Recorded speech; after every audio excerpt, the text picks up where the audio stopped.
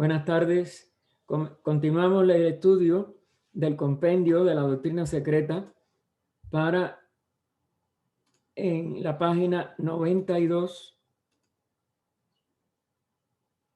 en la shloka 10, para continuar esta parte de ya del comienzo de la manifestación, en que se está produciendo la mayábica o aparente modificación del espacio abstracto absoluto durante todo el pralaya y el espacio manifestado durante el Manvantara. Hay una beatitud y un poder más allá de nosotros mismos que vienen en ayuda de aquellos que están preparados para recibirlos. Volvámonos hacia aquellas grandes fuentes de las cuales emanan incesantemente la fortaleza y la inspiración para todos los que, olvidando el yo, están resueltos a aprender y a compartir sin reservas. Dice esta shloka: el Padre Madre teje una tela cuyo extremo superior está unido al espíritu, Purusa, la luz de la oscuridad única, y el inferior a la materia, Prakriti, extremidad de sombras suya, del espíritu. Esta tela es el universo, tejido con las dos sustancias hechas uno, el cual es Suababat o Svababat, de acuerdo como ustedes prefieran pronunciarlo. El comentario de HBB va a referirse, la parte del comentario que tenemos aquí, en el Mandukya Upanishad, en su primer capítulo y versículo 1.7. Se dice: así como una araña extiende y recoge su tela, así como brotan las hierbas en el terreno, del mismo modo el universo se deriva de aquel que no decae. De aquel que no decae. Hasta ahí la cita de este Mandukya Upanishad. Brahma, como el germen de las tinieblas desconocidas, es el material del cual todo se desenvuelve y desarrolla, como la tela de la araña, como la espuma de la uva, etc. El término Brahma, el creador, se deriva de la raíz bri, aumentar o expandir. Brahma se expande y se convierte en el universo tejido de su propia sustancia. Aquí tenemos, como si tuviéramos que prestar atención a cómo en realidad la unidad nunca se fragmenta. Primero, padre-madre, es decir, los dos aspectos que se van a manifestar respectivamente como espíritu, materia, como acción positiva y escenario donde esa acción se refleja, como espíritu y como en la luz de la oscuridad única, en lo superior, en el extremo superior de esa expresión del universo manifestado, y el inferior, Prakriti, ese espacio expresándose como sustancia, que es lo que llamamos entonces después en los niveles objetivos materia, pero ambos son uno. Fíjense cómo la shloka nos pone con un guión padre-madre, que un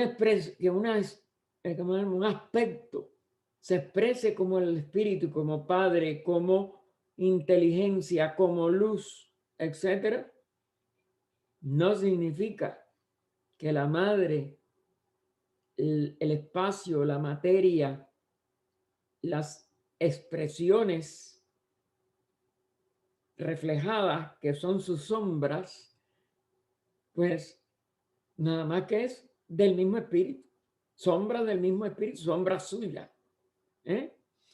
Y fíjense cómo dice, las dos sustancias hechas una, o hechas uno, no importa el género ahí.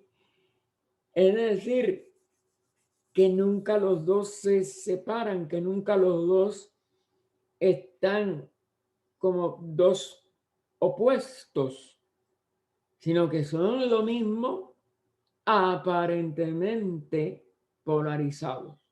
Y eso pasa con todos los polos que nosotros concebimos en la manifestación. No son dos cosas distintas. Jamás estamos tratando con una pluralidad que aparezca como plural mientras estemos nosotros no realizados a nuestra verdadera realidad esencial. Es un resultado de esa no realización o de esa ignorancia. Avidya, como se le llama en el sánscrito. Y esa avidya, esa ausencia de la sabiduría total, de la conciencia integral, es lo que nos mantiene contemplando a los dos como, bueno, a uno de los dos, la materia es lo único que contemplamos aquí abajo, o a la vida que sentimos como dos cosas aparentemente diferentes. Siguen siendo la misma unidad. Las dos están en la unidad. La cita de Mandukya nos los pone en un lenguaje más poético. Recuerden que los Upanishads ya tienen vestiduras alegóricas y, sin embargo, mantiene gran parte de la sabiduría original, aunque tiene sus velos, eso, a través de estas alegorías. Pero nos dice, no decae. Porque eso no es que decaiga cuando desaparece, es que cumple con el cometido que la inteligencia de sí misma, de esa misma realidad, ha expresado como un plan, el plan de evolución para ese periodo o manvantara, como le llamamos, es decir, un espacio entre dos manos, entre dos jerarquías que cumplen ese propósito, la primera, y la entrega para que continúe con un propósito ulterior al segundo. El primer mano preside toda esa realización y entrega la ideación para la realización siguiente al mano que va a continuar. La oncena es loca. Hablando, fíjense, lo pone entre paréntesis, ¿no? Se ensancha la tela, es decir, esa expresión del universo manifestado, cuando el soplo de fuego, es decir, el aspecto del Espíritu del Padre, que es el que es foja, su soplo, es decir, su aliento, es fuego, pero fuego frío. Cae sobre ella, es decir, impregna ese espacio y aparentemente lo altera y lo modifica. Y se contrae la tela hasta aparentemente desaparecer cuando el aliento de la madre, es decir, la raíz de la materia, la toca. Es decir, cuando realiza el propósito para el que ese fuego sopló. Y la madre es la que recoge ese aliento, la que lo vuelve a inspirar. Se desaparece en ese espacio al cumplir su objetivo. Claro, no es tan rápido como el aliento que nosotros inspiramos y expiramos constantemente, en el aspecto mayábico demora miles de millones de años o billones de años en el Mahamambantara. Los hijos, los elementos, con sus respectivos poderes o inteligencias, que son el resultado de la expresión de esa ideación del espíritu en los hijos. Y ellos, por tanto, se expresan como elementos, pero poderosos, inteligentes. Cuando este final llega, ¿no? Va a referir a eso. Los hijos se disgregan entonces cuando el aliento de la madre ya la toca a la tela. Y entonces se disgregan entonces y se esparcen para volver al seno de su madre al final del gran día. Es decir, mientras no ha recogido el aliento totalmente, aunque eso predomina un elemento sobre el otro, es decir, la emisión en la primera etapa, que es lo que podríamos llamar la primera mitad, aunque eso no sea exacto en cuestión a la ilusión del tiempo, por un periodo, pues se expande. Cuando llega al máximo empieza ya, como si dijéramos, la recolección de la cosecha, diríamos, en un campo. Y llega el momento en que al final del gran día están otra vez en el seno de la madre. Es decir, se reabsorben. No hay ni nacimiento ni muerte. Todo esto se simboliza. Es un proceso nada más de expresión de las leyes por las cuales el universo se manifiesta. Crece esa manifestación, se desenvuelve en sus objetivos y cuando esos objetivos se obtienen, regresan de donde fueron emitidos, en este caso el espacio, surgen en el espacio y regresan a ese espacio que empieza a adoptar otra vez su apariencia contraria, la realidad de la realidad y más nada. Pero entonces eso no tiene expresión. Es la aparente, vamos a decir, paradoja. Porque ese regreso de nuevo al seno de ella aparece como una perdón, la contradicción de palabras, aparece como la desaparición total. No es desaparición, es reintegración a su verdadera esencia, la seidad, por siempre inmanifestada. Cuando la tela se enfría, se hace radiante. Sus hijos se dilatan.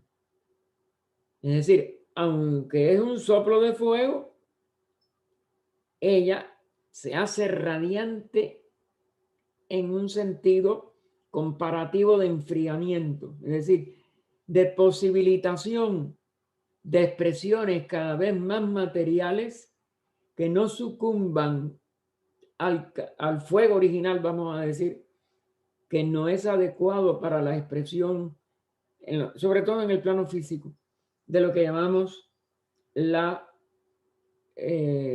materia organizada como la conocemos en el presente. Recuerden que una de las cosas que la ciencia se niega, o científicos, porque la ciencia es una cosa abstracta, que los científicos se han negado a aceptar muchas de las grandes enseñanzas de la antigua India y de los pueblos antiguos en general, aunque muchas de esas enseñanzas no se publicaron en su integridad, constituían parte de los misterios, sobre todo después del desastre de la Atlántida, pues no aceptan de que pueda haber habido vida en la Tierra con la antigüedad que se señala, porque aducen o contestan de que los cuerpos nuestros no hubieran resistido en la época de las altas temperaturas, de las nebulosas, de los mundos en formación, de la misma Tierra, antes de que tuviera todas las variantes de elementos que vemos ahora en el sentido externo, aunque estos elementos que hablan aquí recuerden que son de sentido más oculto, más ocultista, y entonces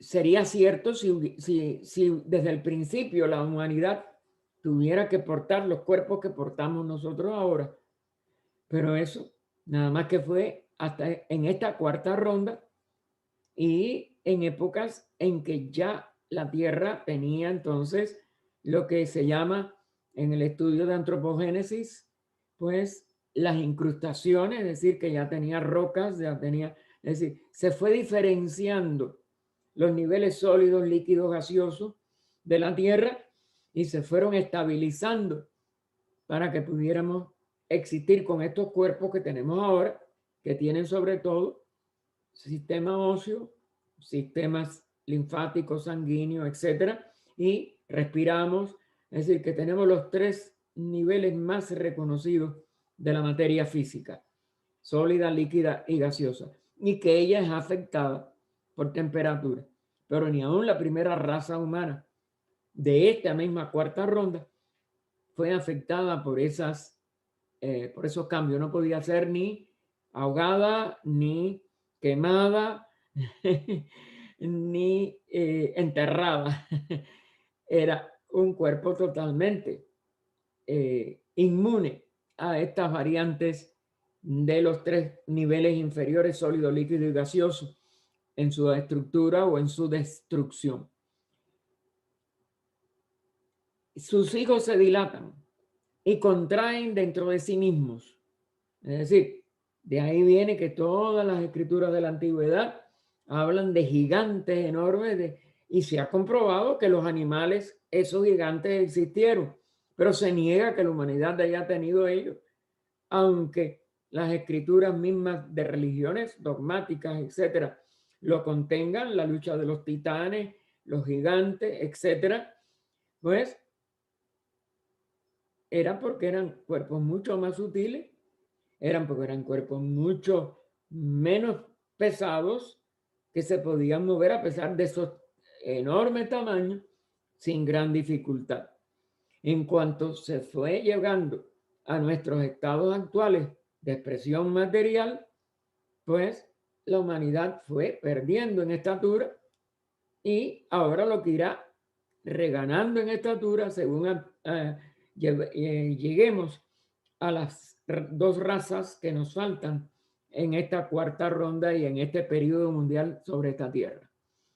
Y entonces, por eso es que la Esloca dice, sus hijos se dilatan y contraen dentro de sí mismos y en sus corazones.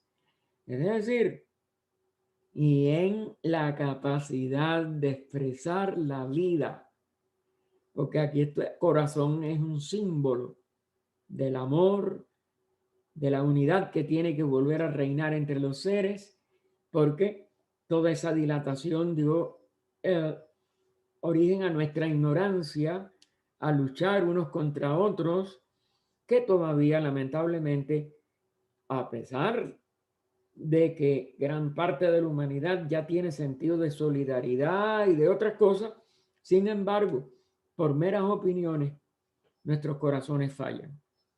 En el sentido de sentir la unidad y no fallar porque pensemos distinto, porque opinemos distinto, porque hagamos algunas cosas distintas. Por el contrario, empezar a reconocernos que las diferencias lo que hacen es embellecer la expresión de los colores de la vida.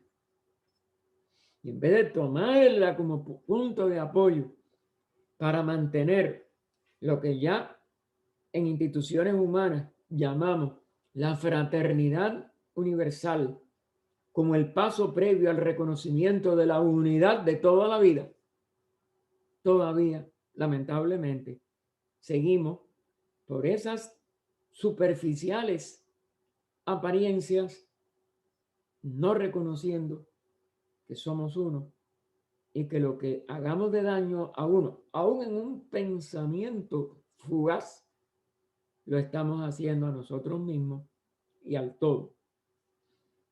Ellos abarcan lo infinito. Es decir, toda esa manifestación abarca a toda la infinitud de la conciencia. Indudablemente, en números de mónadas manifestadas desde el punto de vista objetivo, de la aparente pluralidad, en el sentido mayábico, hay un punto final a toda manifestación. Y en ese sentido es finita. Pero en el sentido de la totalidad de la vida expresándose, pues es en un número tan enorme que podemos comparar con lo infinito. Claro, es un número siempre, la manifestación siempre tiene un tamaño, pero abarca en una medida tan por arriba de nuestra capacidad de, vamos a decir, de contabilizar toda esa aparente variedad, hay que mantenerle que abarcan lo infinito. Esos hijos, esta expresión de la vida, hasta que vuelva en el gran día al seno de la madre. Nos dice la explicación, la parte de la explicación del compendio, la expansión del universo bajo la acción del soplo de fuego es muy subjetiva a la luz del periodo de la niebla de fuego. El periodo de formación de todo. También vimos que en algunas de las frases hace referencia a lo que llamamos ahora nuestra galaxia, la Vía Láctea, es decir, era como un mar de leche. Y niebla de fuego ya también fue usada en las primeras versículos de estas estancias. Sobre el inciso A de esta loca oncena que llega hasta donde dice, y el ser de nuevo uno con ella, es decir, todo el proceso de la expansión de la tela y del recogimiento de esa tela al final del gran día. Ella nos dice, el calor intenso fragmenta los elementos compuestos y resuelve los cuerpos celestes en su elemento uno primordial. Es decir, todo surgió de esa primera diferenciación del espacio. La primera, como si dijéramos, imagen que se vuelve aparentemente plural en el inicio de la manifestación es lo que llamamos los puntos de conciencia de esa realidad en ese espacio hasta ese momento inmaculado. Que de ahí todo como ella es la madre, el espacio es el aspecto de la madre, que es lo que se considera como su virginidad y su total pureza. Y son puntos de conciencia en ese espacio, es decir, puntos del espíritu expresándose ya como un átomo indivisible verdadero en ese espacio que se escoge para la manifestación. Y ahora ella dice, según explica el comentario, recuerden que todos estos comentarios, entre comillas muchas veces, pero sobre todo en letra itálica, son comentarios a las estancias que se le da a los discípulos, como ella, que fue una upasika, una discípula laica de las escuelas de la gran fraternidad, de la jerarquía que protege nuestra evolución. Y para que puedan entenderlo, porque el lenguaje de estas estancias es muy arcaico y muy difícil, aún en el idioma original, que es el censar en que ellas fueron escritas, que es el idioma de los iniciados. Y este comentario posiblemente esté también quizás en uno de estos, o en el mismo idioma, o en alguno de los primeros que le siguieron, sobre todo el sánscrito, que siguió a ese verdadero idioma sagrado. Una vez desintegrado en su constituyente primitivo por entrar en el radio de atracción y de alcance de un foco o centro de calor, energía, de los cuales muchos son llevados de un lado a otro en el espacio.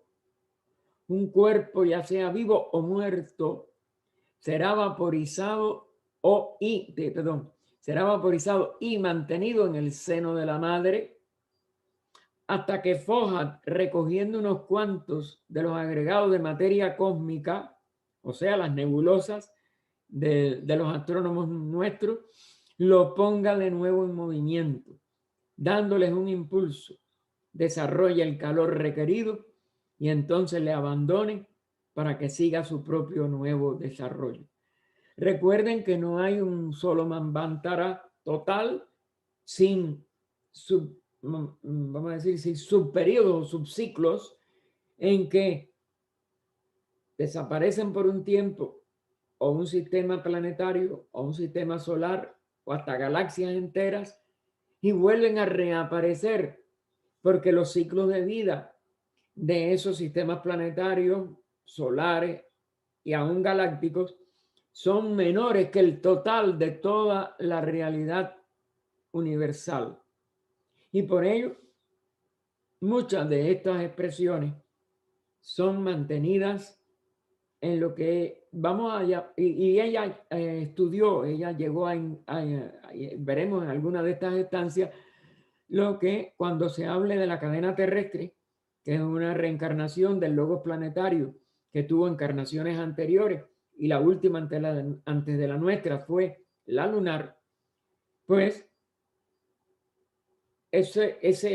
vamos a decir, ese proceso de transferir de un planeta físico y sus 6 globos, compañeros, a un nuevo sistema, a un nuevo planeta físico, en este caso de la Luna a la Tierra.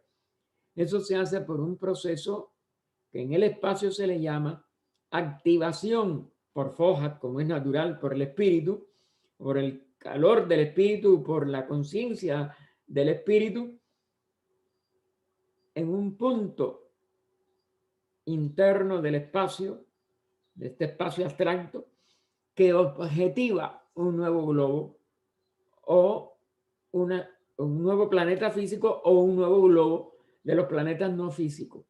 Esos son activaciones, o en el caso de los que van ya desapareciendo, como la luna, que le queda nada más posiblemente que su cadáver físico y quizás algo de lo psíquico, pero muy poco, porque lo que más demora siempre en disolverse y lo primero que se tiene que empezar a formar es el más denso, pues ese centro Laya quedaría inactivo cuando ya desaparezca, que Blavatsky en parte de esta obra nos va a decir que es antes del final creo que es de la quinta o de la sexta ronda, pues ese planeta va a desaparecer y lo va algún día a suceder otra encarnación del mismo espíritu planetario, si todavía tiene reencarnación dentro de ese periodo.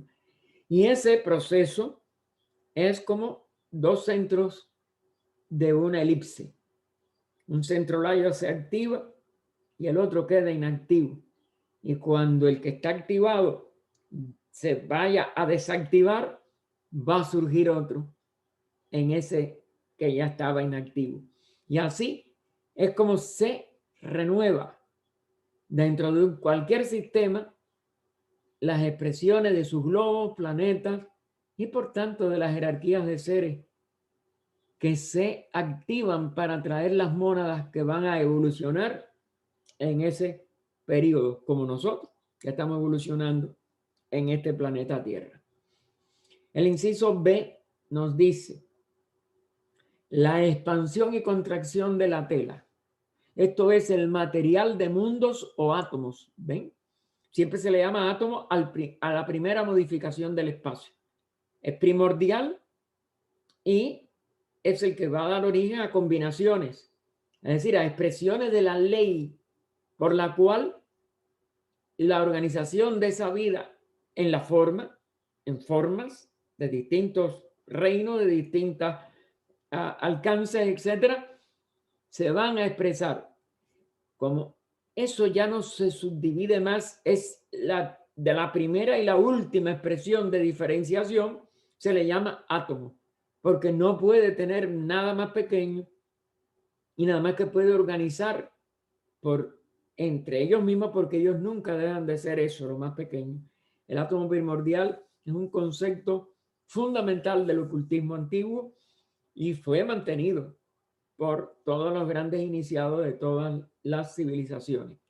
Así que la expansión y contracción de la tela expresa aquí el movimiento de pulsación, que lo que repito es distinto, como por ejemplo nosotros respiramos varias decenas de veces en un minuto de 60 segundos y la pulsación del corazón está en relación con ese ritmo también.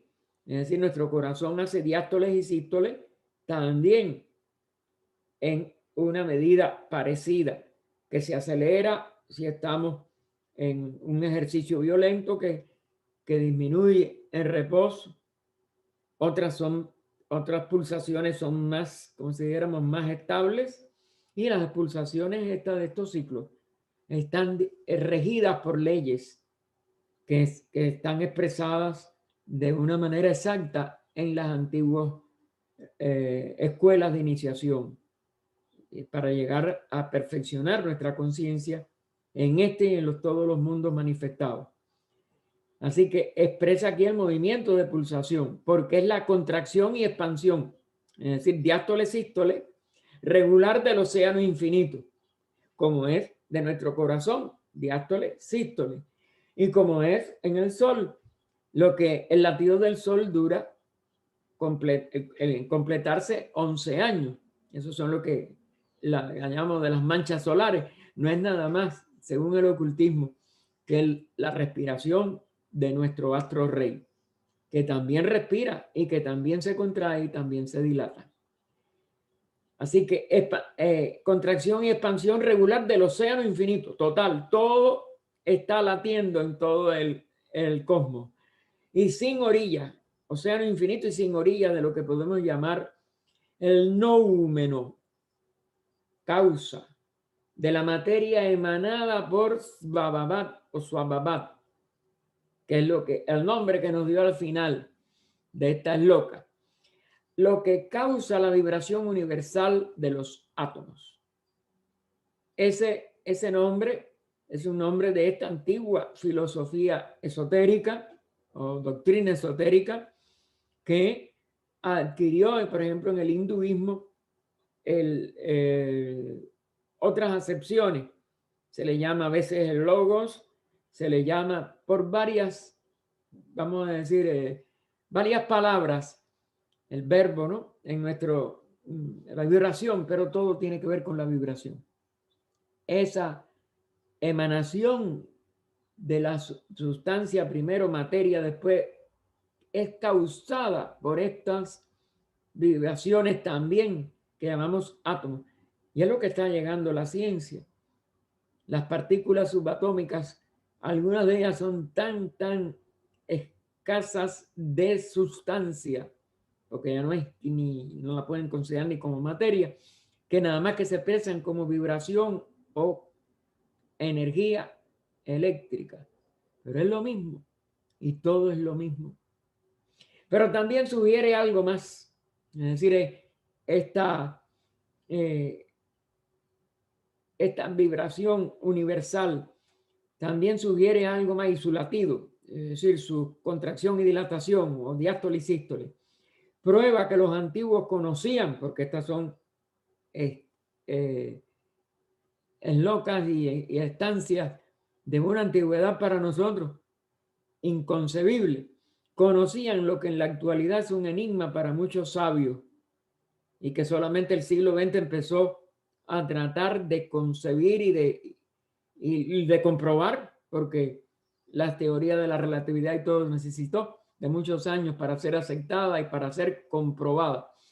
Y en especial para los astrónomos, porque Recuerden que hay muchas diferencias entre las dos fundamentales concepción de las nebulosas, la de Laplace y la de Chamberlain, la causa de la primera ignición de la materia.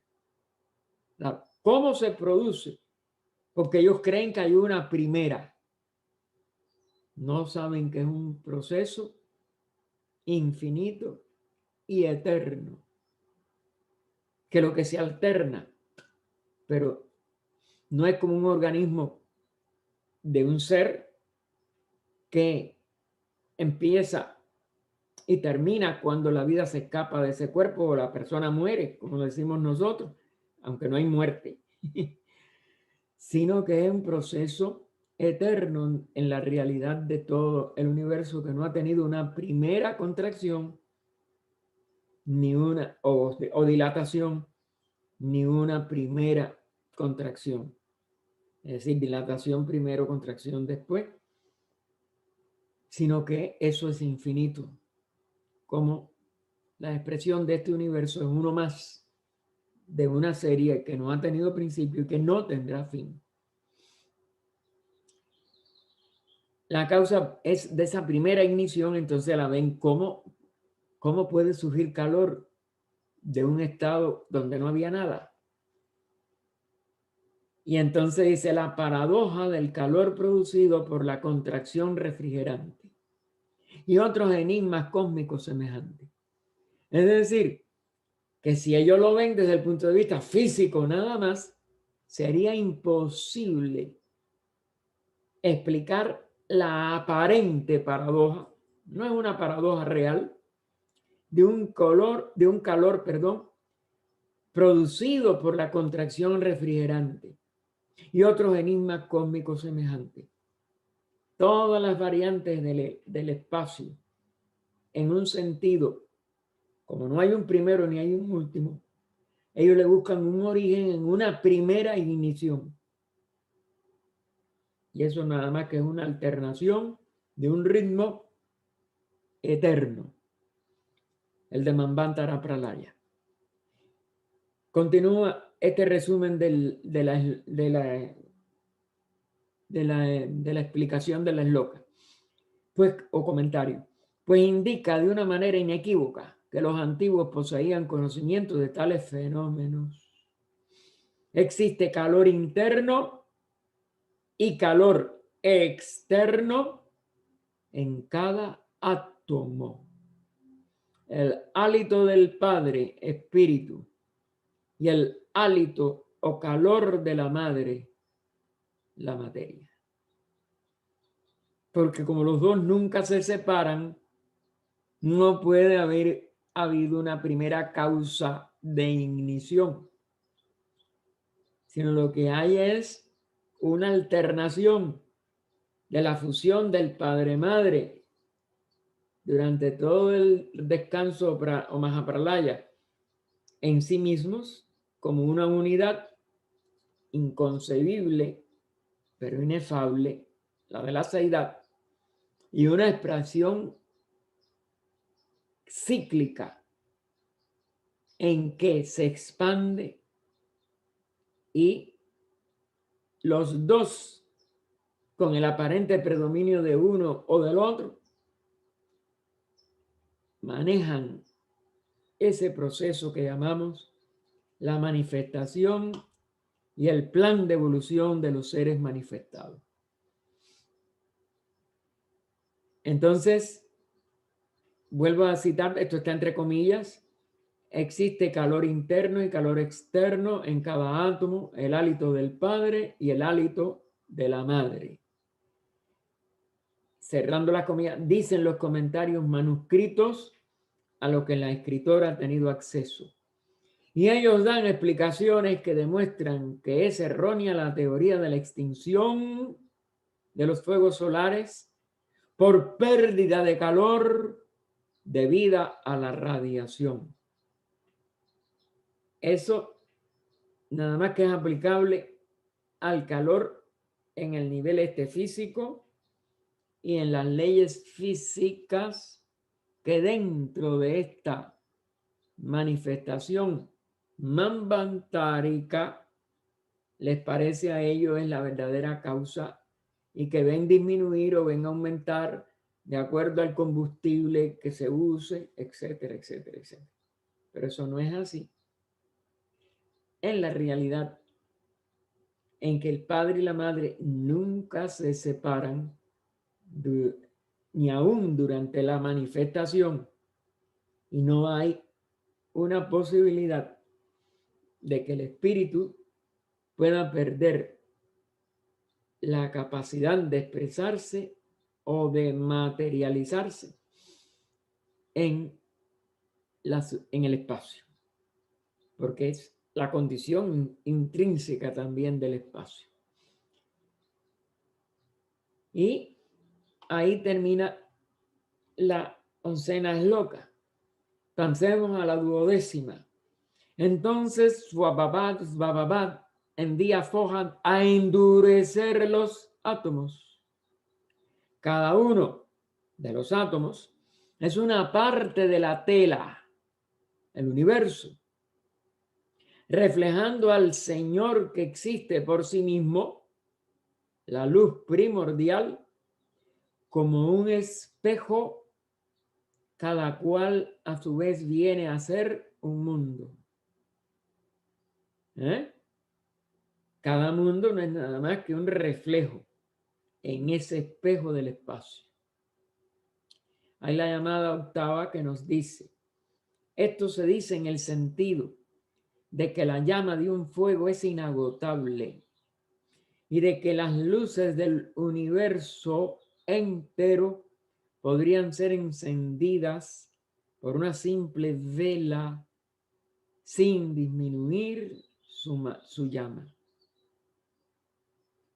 Otra de las cosas incomprensibles para los materialistas y que solamente se puede autorrealizar su verdad o su realidad a través de la liberación de la conciencia del ser, del hoy ser humano, de las limitaciones que su ley de evolución en este reino nos impone y que nada más que tenemos que vencer a través de la transmutación de nuestra avidya o ignorancia en la sabiduría divina o Gupta Vidya, que no es nada más que en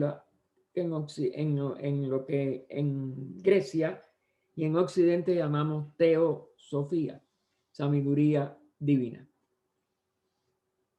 El comentario, la parte del comentario que se mantiene aquí nos dice, para ver qué nos dice ella fundamentalmente, Fohat endurece los átomos, o sea, infundiendo la energía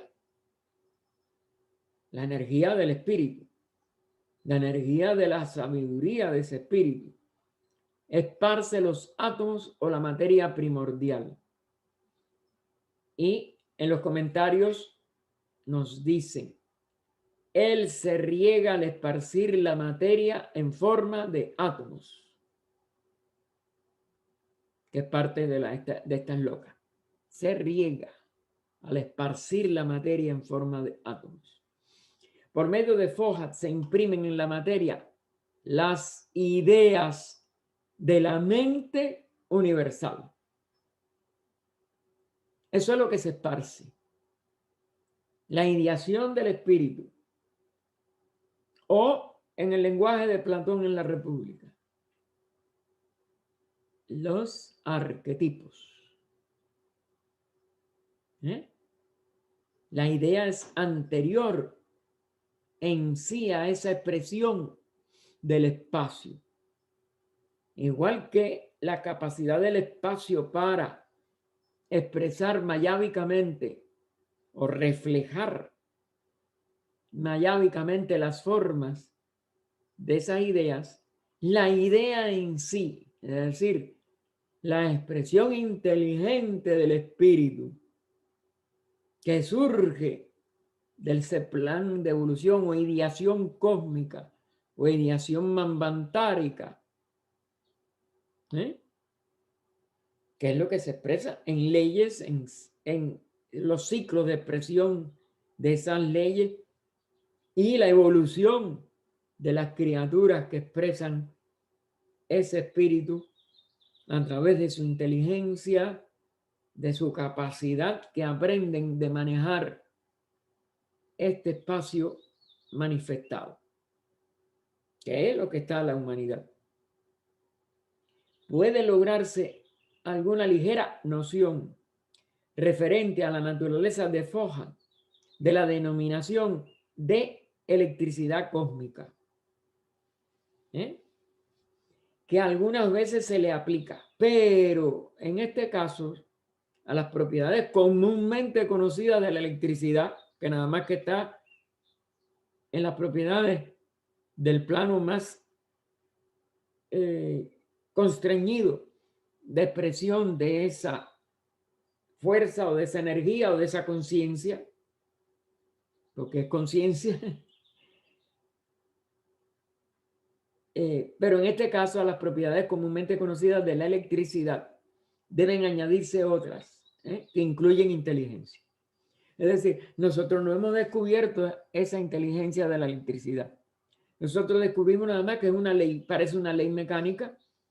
Los materialistas usan la electricidad como eso, como una ley mecánica, pero no hay nada mecánico, ni inconsciente, ni ausente de vida, porque el espíritu y la materia, el espíritu y su energía jamás cesan de ser vivos, conscientes, como todo el espacio. Cuando cesan la manifestación mayábica, es porque entran en la unión de la seidad real. Y es nada más que eso. Nunca desaparecen como destrucción verdadera.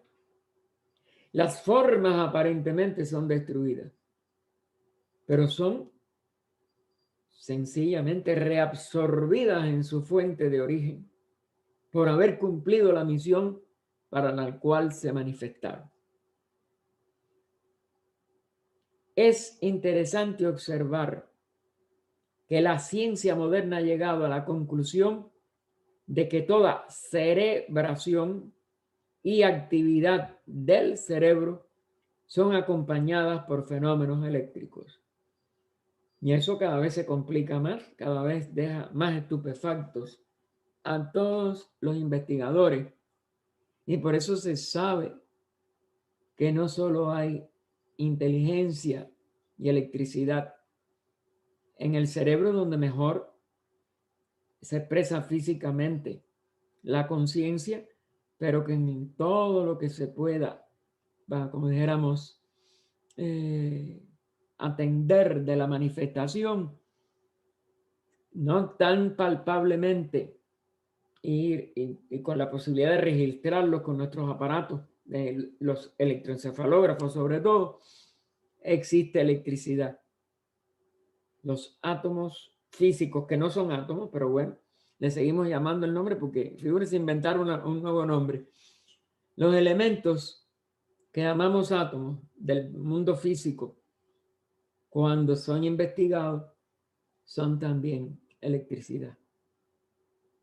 Los electrones, los protones, los neutrones, las partículas, ¿cómo se llama? Que tienen los fotones, que son las que más desaparecen, no las llaman ni partículas, no saben ni lo que son como luz, son energía y por tanto son electricidad en algún nivel, aunque para nosotros ahora no la podamos llamar así. Y ahí termina la estancia tercera y empezamos la cuarta. Tenía 12 locas, ¿eh? Y en estas 12 locas hemos visto todo ese desenvolvimiento de Foja de una manera, vamos a decir, escalofriante en cierto aspecto. Como quizás ninguno de nosotros hubiéramos podido imaginar antes de leer esta obra. Y que, como les digo, nos lleva a este final en que nos percatamos que aunque la ciencia materialista todavía se niegue, muchos científicos más bien, aunque muchos científicos se nieguen, en el fondo está comprobado. Y por eso los más grandes, desde Einstein, que estudiaba la doctrina secreta, a Max Planck, Rutherford, todos los que están, todos ellos tienen una serie de expresiones que ninguno era un materialista craso y verdaderamente escéptico, como lamentablemente en el siglo XIX tuvo que tropezar nuestra fundadora HPB, Olcott, etcétera, nuestros fundadores en general, los maestros que estaban detrás de ellos. La estancia cuarta empieza con la esloca primera. Hijos de la tierra, escuchad a vuestros instructores, los hijos del fuego. Sabed que no hay ni primero ni último, porque todo es un número que procede de lo que no es número. Con dos incisos, el A, hasta este llamamiento a nosotros todos, a que escuchemos a nuestros instructores, los hijos del fuego. Y el B que sí veremos casi seguro que la semana próxima. El A, vamos a ver si nos da tiempo. Las palabras, los hijos del fuego, o los hijos de la niebla del fuego, que es otra expresión de las antiguas escrituras iniciáticas. Y análogas, hay otras menores, pero estas son las dos principales. Hijos del fuego o hijos de la niebla del fuego. Requieren explicación. Se relacionan con un gran misterio primitivo y universal, y no es fácil aclararlo. Claro, ni ella yo creo que en palabras pudiera ponerlo. Como la mayoría de los misterios, cuando llegamos a su final, las palabras, los idiomas, la mente, el cerebro como instrumento, no van a ser suficientes. Es necesario la iluminación interna. Es imprescindible que entremos dentro de nosotros mismos en un estado de atención sin palabras para poder descubrir en lo más profundo de nuestro ser a donde tenemos que alcanzar esos misterios finales. Nada de esto jamás podrá ponerse en palabras. Se relacionan con un gran misterio primitivo y universal y no es fácil aclararlo.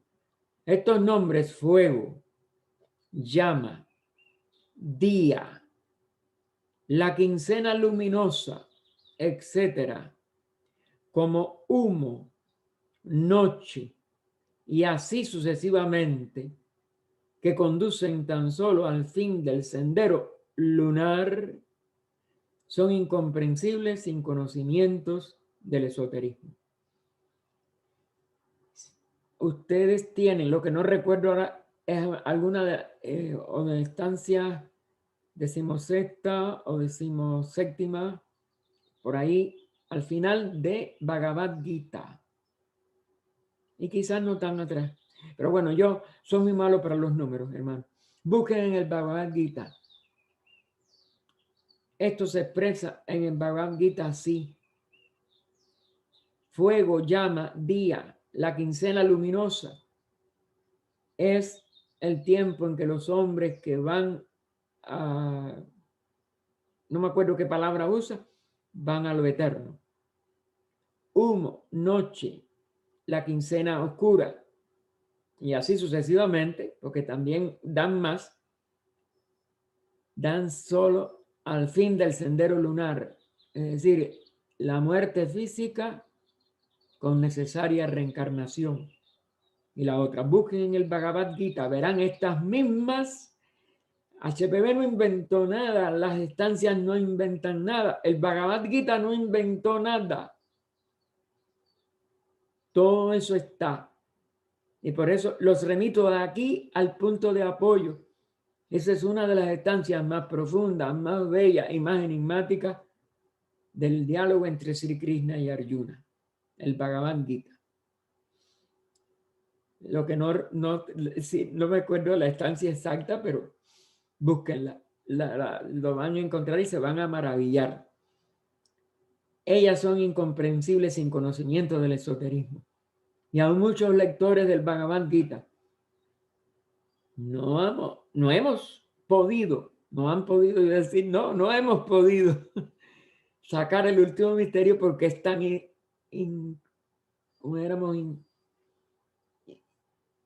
invisible su verdadera significado, aunque está un poquito más en relación con lo que llamamos vida y muerte y reencarnación, etc. Pero aunque están expresados en menos nivel como esta estanza y esta es loca, tiene que ser descubierto sin palabras, por meditación. Pero el Bhagavad Gita es un libro de meditación. Traten de meditar y trascender las palabras de esa estancia del Bhagavad Gita. Todos ellos son nombres de varias deidades, ya en la mitología, ya en la filosofía misma del hinduismo y de otras religiones, que presiden, esos son nuestros instructores, sobre los poderes cosmopsíquicos, no solo los cósmicos, cosmopsíquicos, porque hay necesidad de instrucción hasta para los psíquicos, sino también aún lo psíquico nos puede llevar, o más bien, es más importante en lo psíquico porque la mala utilización del psiquismo o del conocimiento en los niveles psíquicos nos puede llevar a un desastre. Y en eso insistió siempre HPV, sobre todo en ocultismo práctico y en otras de sus enseñanzas. El sentido místico de los símbolos, pero fíjense, místico es el del que atiende a la verdadera interno, a lo verdadero interno, a lo verdadero misterioso. Y es místico, también en elevación de conciencia, es decir, en tratar de llegar a nuestro propio centro, a nuestro verdadero ser. Y eso, en la parte externa, está en símbolos solares y lunares. Se han relacionado con estos versos. Los Pitris es uno de los nombres principales. Varishats para el Linga Sarira, Manasaputra o Agnisvatas para la inteligencia. Los Pitris, Varishats, son deidades lunares y nuestros antecesores, porque ellos se encarnaron en nuestra humanidad. Pues ellos crearon al hombre físico, los Agnisvatas, los Kumaras, un nombre todavía más sagrado, los 7 sabios místicos. Se conocen algunas simbologías, también como simbología, los 3 Kumaras, el Sanat Kumara, como una unidad sobre los 3, etcétera, son solares. Los Agnisvatas que nos dieron y despertaron la inteligencia y se encarnaron también en la humanidad. Son solares. Veas el libro segundo también de esta parte de... son los del interno, ¿no? Eso está en Antropogénesis de la doctrina secreta y aún del compendio, el segundo libro. Ellos son los hijos del fuego, porque son los primeros seres llamados mentes en la doctrina secreta. Ya no la obra, sino en la doctrina de los adeptos de la gran fraternidad. Desenvueltos del fuego primordial. El Señor es un fuego devorador. Deuteronomio, Antiguo Testamento, que nada más que se lee en la letra muerta, capítulo 4, versículo 24. El fuego es el aéter en su forma más pura, y de aquí que no se le considere como materia. Es la unidad de la éter, la segunda deidad manifestada en su universalidad. En su expresión todavía no desenvuelta en los centenarios. Pero existen dos fuegos, y en las enseñanzas ocultas se establece una distinción entre ellos, que nosotros algún día tendremos que llegar también a distinguir. Del primero, o sea, del fuego puramente sin forma e invisible, oculto en el sol central espiritual. Se dice que es triple metafísicamente, al paso que el fuego del cosmos manifestado es septenario. 1, 3, 7. A través de todo el universo y de nuestro sistema solar. Y del comentario, el fuego conocimiento consume toda acción en el plano de las ilusiones. Por lo tanto, quienes lo han adquirido y están emancipados son llamados fuegos. O vida oculta que vibras en cada átomo, o luz oculta que brillas en cada criatura, o amor oculto que todo lo abarcas en la unidad. Cada ser que se sienta uno contigo, sepa que por lo tanto es también uno con todos los demás. Paz, paz, paz a todos los seres. Así terminamos